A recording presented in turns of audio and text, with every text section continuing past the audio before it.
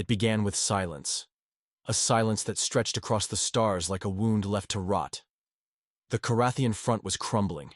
Our outposts were gone, wiped clean off the stellar maps without warning, without explanation. And still, no help came.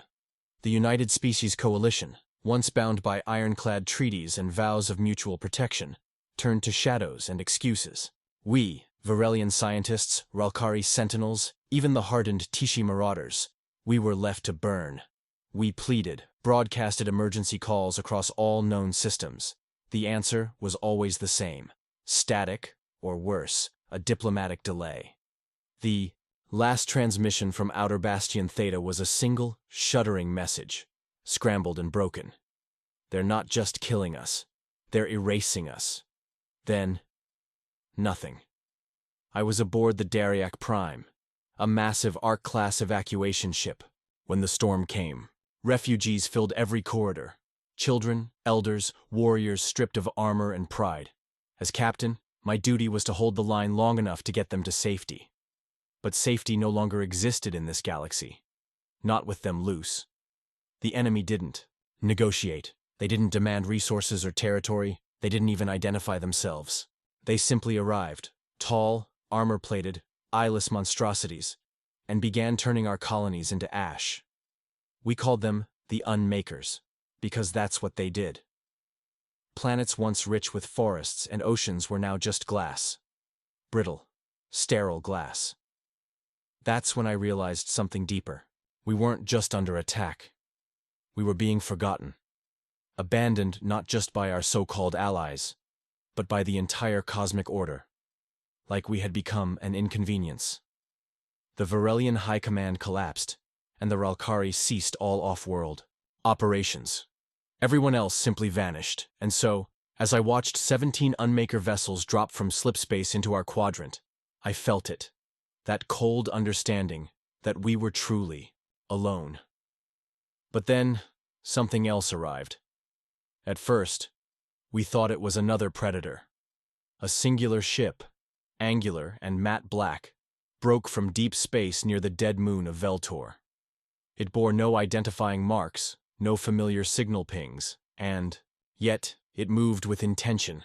It ignored the Unmakers, ignored us. It simply hovered, as if observing. We hailed it with desperation in our voices. No response. Scanners couldn't pierce its hull. Weapons aimed at it were met with immediate system failure. Ours, not theirs. Then, without warning, it spoke. Not in a language, but in a low-frequency pulse that rattled our bones. A warning? A threat? We didn't know. Until it moved. The Unmakers noticed it then, shifting from predatory silence to aggressive formation. 17 ships moved to intercept the lone stranger. That was when we saw it. Not just power. Precision. One by one, the Unmaker ships began to vanish. No explosions, no debris. Just gone. In less than 47 seconds, every Unmaker vessel was eliminated. That ship, whatever it was, had accomplished what 17 worlds failed to do in over a cycle of war. And then, we got the transmission. 4 words. Simple. In an old, nearly forgotten dialect from a backwater system none of us had. Taken seriously, we are from Earth. Before we jump into this epic tale, subscribe to HFY Chronicles for the most intense sci-fi battles, legendary warriors, and universe-shaking wars. Don't miss out. Hit that subscribe button and join the fight. Imagine, what if this happened to you? You're cornered, your people left to die, and then, at the very last second, someone steps into the storm and brings the storm with them. But who are they? What are they capable of? And why now, after all this time, did humanity return? We were about to find out. The human ship lingered in orbit, silent and motionless above the smoldering debris field where the Unmakers had once stood unchallenged. It was massive, but not in the way coalition ships were. Ours were sprawling behemoths, ornate, crowded with visible weapon ports and decorative insignias. This one was something else entirely. Its hull absorbed light rather than reflecting. It, vanishing into the backdrop of space like a void given form. We estimated its length at over 2 kilometers, though no sensors could give a consistent reading. Every attempt to scan it, thermal, gravimetric, even tachyon echo, returned contradictory results. It was like trying to measure a shadow with fire, and yet, its presence was undeniable. The gravitational footprint alone suggested an internal mass far exceeding its visible volume. Not hollow like our ships, this thing was dense, layered, maybe armored with exotic materials beyond our known periodic catalogs. Some theorized neutronium threading. Others whispered the word singularity core. But all we really knew was that this vessel was unlike anything we had ever seen. An enigma that had obliterated an entire fleet of unmakers without breaking formation. Soon after its victory, it opened a channel. The voice that greeted us was synthetic, but not emotionless. It carried a calm intensity, like a storm just beyond the horizon. This sector is now protected under Terran Doctrine 7C. Human jurisdiction applies. Stand by for planetary stabilization. Human. Terran. The word had become myth over centuries. Most species in the Coalition had never even met a human. They'd left the galactic stage nearly 400 cycles ago, after a brief but chaotic emergence. Back then they were called wildcards. Unpredictable, primitive, dangerous. Some believed they'd destroyed themselves. Others claimed they'd ascended or gone into hiding. The truth? No one really knew. And no one had dared to search too far. The last known coordinates of Earth were scrubbed from central archives, during the War of Silence, erased by decree of the Grand Accord. It was as if the galaxy had agreed to forget them, and now, they were back. But they didn't come with diplomats. No peace banners or emissaries.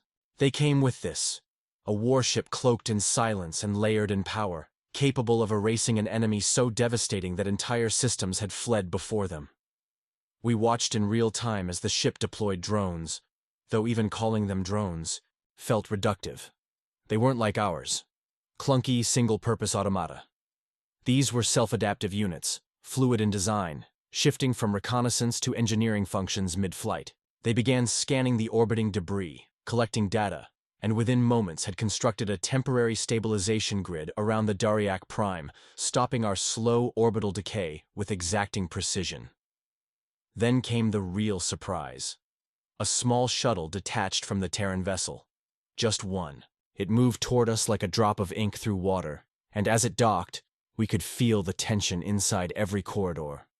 Crew members froze. Refugees backed away from airlocks. We all held our breath. The door hissed open. 2 humans stepped out, one male, one female, wearing exosuits unlike anything we'd seen.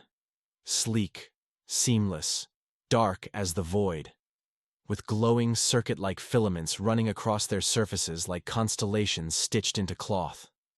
Their faces were visible, and that struck me most. They didn't wear helmets. Their eyes, deep, unreadable, scanned the room not with arrogance or fear, but with clarity, purpose.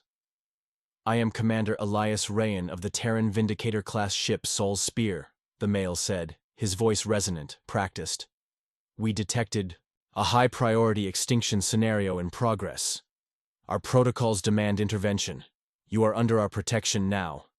We were speechless. Imagine being rescued not by your allies, not by some grand council or ancient force, but by ghosts. Beings long thought extinct, now returned with power that defied understanding.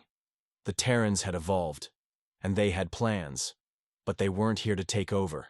That much was clear. Commander Rayan made it known. "We're not reclaiming territory, we're stabilizing it. The threat you face isn't localized. The Unmakers are part of a larger event, one we've been monitoring for centuries. Their goal is annihilation, not conquest. Your people are merely early targets." The implications hit us like a solar flare. The Unmakers weren't just random destroyers. They were executing a strategy, one the Terrans apparently understood. And if the humans were tracking them, that meant they'd never truly left. They'd been watching, preparing. Why hadn't they intervened sooner? That question hung in the air like smoke. Rain answered it without being asked. "We act when the galaxy crosses a threshold. Yours just did. There was no further explanation. Only action.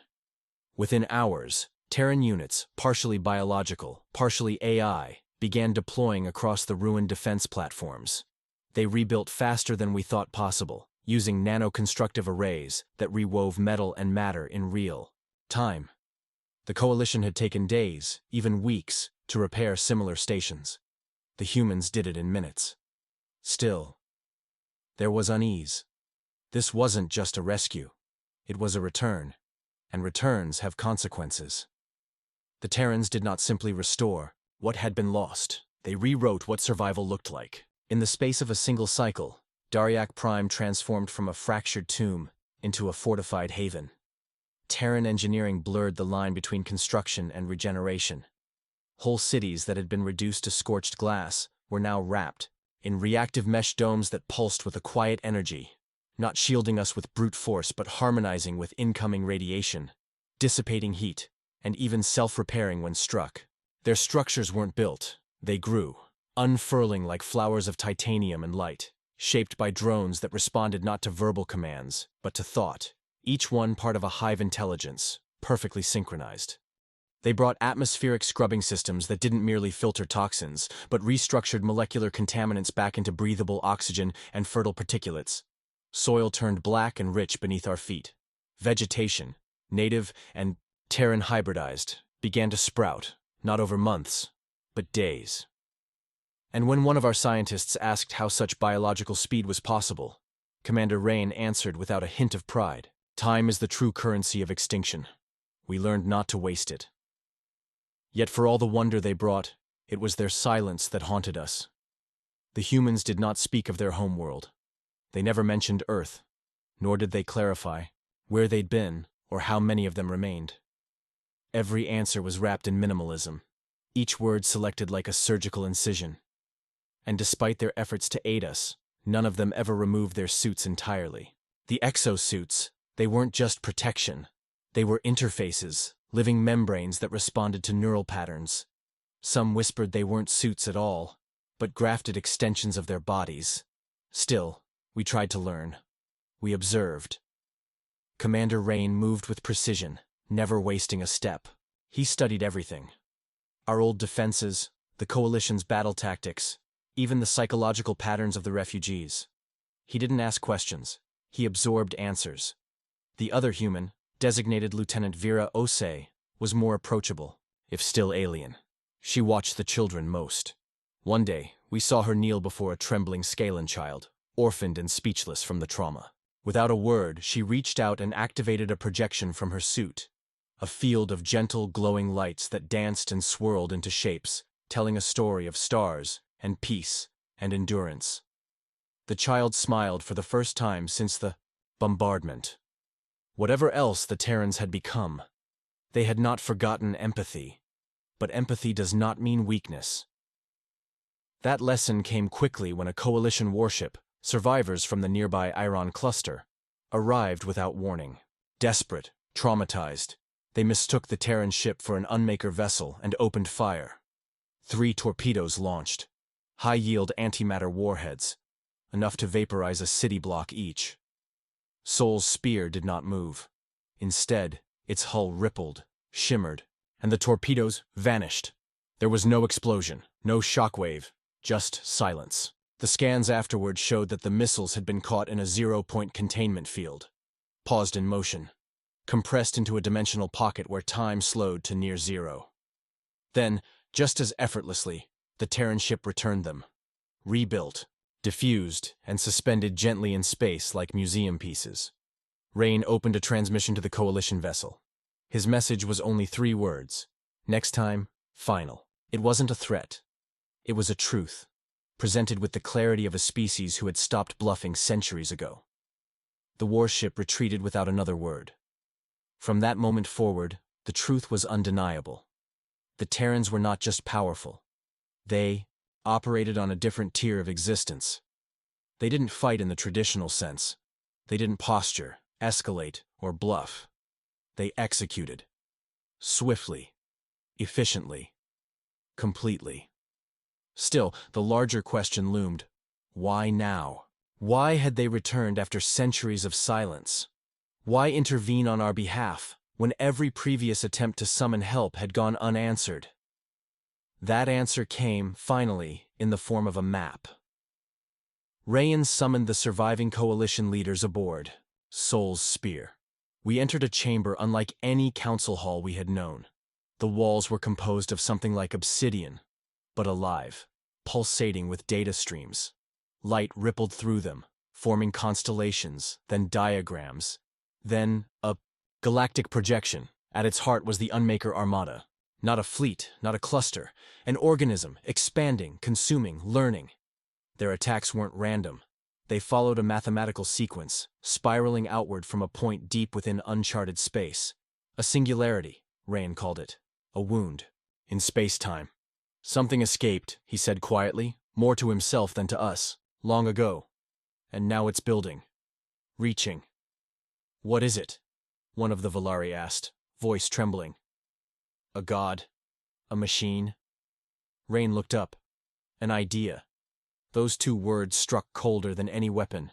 Because ideas, they spread, he explained. That the Unmakers weren't just killing. They were erasing patterns, dismantling the fundamental algorithms of biology, memory, even physics. Their weapons targeted symmetry, wiped neural lattices, deleted causality from localized spacetime. Whole worlds were not just dead, they were forgotten. Not even wreckage remained. Humanity had known of this force long before the rest of us. They had isolated themselves, vanished, not out of fear, but preparation. They had gone dark to study the darkness. And now, they were acting. Because the threshold had been crossed. Because we were next. And for reasons we still didn't understand. The Terrans had decided not to abandon us. Not this time. The revelation about the Unmaker Armada was as terrifying as it was perplexing. We had always known the galaxy was filled with dangers. Unstable stellar systems, sentient plagues, asteroid fields on the edges of known space. But the Unmakers, they weren't just a threat to life. They were a threat to existence. And their reach was expanding at an exponential rate. Every time they moved, they consumed, not just civilizations or planets, but the very fabric of the universe itself. Time, space, thought. It all unraveled wherever they touched. Humanity's sudden reemergence, their quiet intervention, was no accident.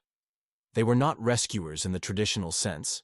They were survivalists of a different kind, driven by an unyielding will to preserve not just themselves, but every scrap of life and every concept of civilization that had ever been, across time, space, and dimensions. Rayan's words echoed in the minds of every leader present on that day. The Unmakers don't conquer, they erase. Their very nature makes them a virus, spreading through the fabric of the cosmos until it cannot sustain itself anymore. They are not conquerors. They are agents of entropy. For the first time, we understood that what we were facing wasn't a war. It was a cosmic extinction event. If the Unmakers succeeded, it wouldn't just be the death of empires. It would be the obliteration of history itself. But the Terrans were not helpless against this force. Their technology was otherworldly in its sophistication, beyond anything we had ever encountered. It was like watching a master craftsperson weave reality itself with mere thoughts. Their ships, made of alloys and organic materials that we could not even name, could perform impossible feats. Where our warships had shields, they had fields, quantum fields that could bend and fold reality, shifting in and out of dimensions. Their weapons were not just devastating. They could edit the very substance of space. They didn't just fire lasers. They rearranged the fundamental forces that govern matter itself, causing explosions not from impact, but from the release of trapped energies that had been denied space and time. Despite the vast gulf between us, humanity's willingness to trust us, though tentative, was beginning to show. They weren't just saving our lives. They were teaching us, showing us how to fight, how to think beyond the traditional concepts of war. Vera Ose began to mentor our engineers, teaching them to think in terms of dimensional manipulation rather than conventional weaponry. The principles were unsettling, unspeakable in fact. But the human way of thinking had brought a sharp new perspective. What if the enemy wasn't bound by the same rules as us? What if their power came not from their numbers, but from their ability to twist reality, to overwrite everything we knew. In the months that followed, an uneasy alliance began to form. The Terrans allowed us to learn, but they kept much of their knowledge to themselves. They knew that revealing too much would risk weakening their position, and the last thing they would ever allow was vulnerability. Still, every now and then, a breakthrough emerged. The Coalition forces began to integrate Terran technology into their own warships. Shields that could bend light around them, engines that phased in and out of normal space, and weapons that could cut through the most advanced alien armor with no more than a thought. But the true test came when the first wave of Unmaker vessels appeared on the horizon. It wasn't just the scale of their fleet that terrified us. It was their nature. Each ship appeared to be a living organism, a vast and pulsating entity that expanded and contracted like a breathing thing. They communicated with no words, no signals, only an overwhelming presence. Every ship was connected to the others in a hive-like network. They moved as one, responding to a single intelligence that seemed to pervade every part of the armada. On the eve of battle, the sky above Dariak Prime turned dark, not with clouds, but with the vast growing shadows of these alien ships. The moment they crossed into our system, our scanners could no longer process them. They existed in a state of constant flux, bending both space and time as they approached. Our fleet of newly formed Terran-inspired warships stood ready, but, even with all the advantages they had brought us, we could not deny the cold, suffocating dread that gripped us. No one had ever faced an enemy like this before. Rain's voice came over the comms, calm, clear, steady. Remember, this is not a battle of strength, but of survival. You cannot fight them. You must survive with them. It took a moment to understand. Survival wasn't just a matter of outgunning the enemy. It wasn't about making sure you had the biggest ship or the deadliest weapon. It was about learning how to adapt.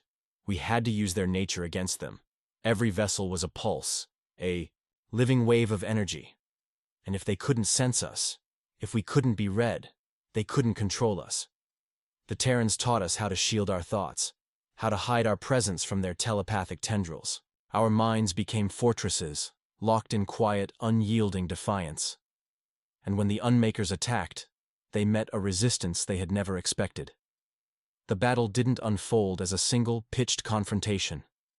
It was a series of escalating skirmishes, as the Unmakers began to probe, test, and adapt. Each wave was more dangerous than the last, but each wave also taught us more about how to outmaneuver them. The first breakthrough came when Vera Osei, working alongside our best pilots, crafted a strategy based on entropy. They didn't fight the Unmaker ships in the traditional sense. They destabilized them. Their movements were slowed, their weapons weakened, and their energy fields began to collapse from the inside out. It was like peeling back the layers of a cosmic onion, each one revealing more of the Unmaker's structure, their inherent weaknesses. By the time the final wave approached, our fleet, now strengthened with Terran upgrades and tactics, was ready. Rayan had moved the human warship into the heart of the fleet, where it was surrounded by the remnants of our forces, all focused on the task at hand. The Unmakers, sensing a weakness, closed in, but they didn't anticipate what happened next. The moment they breached the outer defense grid, the Terran warship deployed its final weapon, a wave of energy so pure it seemed to cut through time itself. In the space between moments, it fractured the Unmaker ship's very core, unraveling their internal structure and forcing their vast, interconnected hive mind to collapse in on itself. The armada was shattered, their ships disintegrating into cosmic dust, their influence extinguished. But even as the victory rang through the quiet of space, a single question gnawed at us. What comes next? The Unmakers had been stopped, but the question of their origin, their purpose, and the true cost of their defeat still hung heavy in the air. In the aftermath of the battle, there was an eerie stillness that settled over the galaxy. The immediate threat of the Unmaker armada had been obliterated, their ships reduced to mere cosmic fragments floating aimlessly in the void. But the silence felt unnatural, as though the universe was holding its breath, waiting. As the last remnants of the alien fleet drifted into nothingness, we found ourselves facing a new, equally daunting reality. We had won, but at what cost? The Terrans, with their seemingly unshakable resolve, had become our guides in this unexpected war. Their warships, which had been so foreign to us at the outset, now seemed like extensions of their very being. Alive, breathing, and pulsing with the knowledge of ages. The transformation that had occurred within our forces was undeniable. We were no longer the species we had once been, the desperate survivors of a forgotten era. Now, we were allies in a cosmic struggle, each of us altered by the profound lessons of the Terran way of life. Yet as the cheers of victory echoed across the command channels, we couldn't ignore the lingering question that plagued us all. What happens when the next Unmaker fleet arrives? Rain's expression remained stoic as he surveyed the quiet aftermath, his fingers idly tracing the worn surface of his console. "This wasn't the end," he said, his voice soft, but filled with a weight that seemed to bend the very air around him. This was a warning, a warning. The words hung in the air, pressing down on us like the weight of an entire galaxy. The Unmakers were not gone, they had not been erased. The battle we had just fought was but the first of many, and the next one could be different, more ruthless, more intelligent, and with strategies we hadn't even begun to fathom. For the first time, I understood the depth of the Terran burden. They had seen this before, over and over again. This was the cycle of their existence, defending not just their own species, but every corner of the galaxy from the eternal threat of cosmic oblivion. They did not fear death, for they had long ago reconciled with it. What they feared was that, no matter how many victories they won, the Unmakers would always return. The battle never truly ended. With this realization, something began to change within our ranks. The victory over the Unmakers was not just a military triumph, it was a spiritual one. We were no longer simply fighting for survival. We were fighting for something larger, more intangible. We were fighting for all life, for every world, every star, every possibility that had yet to be discovered. The Terrans had made it clear that this was not a war to be fought by numbers alone. It was a war of philosophy, of willpower, and above all, of the refusal to let the darkness consume everything. Yet the peace was fragile. The galaxy was still a vast, unknown expanse filled with threats we had yet to understand. As the Terran warship, its hull scarred and burned from the battle, began to fade into the distance, disappearing into the edges of space, Rain's final words to us were like a solemn vow. The Unmakers may have lost today. But remember, they only know one way to fight. The next time they will not be so easily defeated. We must always be ready. And so, as the Terrans slipped away into the deeper reaches of the cosmos, we were left to reflect on what had been, and what was still to come. The galaxy felt both smaller and larger at the same time. Smaller, because we now knew that there were forces out there, vast, incomprehensible forces, that had the power to undo everything we had built. Larger, because the knowledge that we weren't alone in this fight had imbued us with a new sense of purpose. The Terrans had shown us how to look beyond the stars and into the very fabric of the universe. They had shown us how to harness not just technology, but the mind itself. As the lights of our fleet began to flicker back on, each ship coming to life after the long silence, we knew that our journey was far from over. The war was only just beginning, but we were no longer just passive participants in this grand struggle for survival. We were allies, partners, in a battle that stretched across the stars. The Terrans had given us the tools, the knowledge, and the will to fight.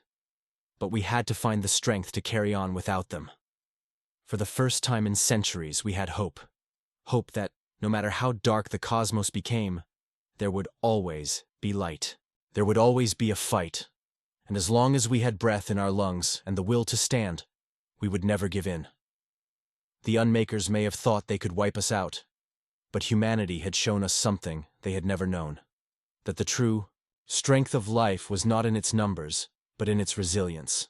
And as the stars above us burned bright, we knew this was just the beginning. The galaxy had witnessed our survival, but it had yet to see our triumph.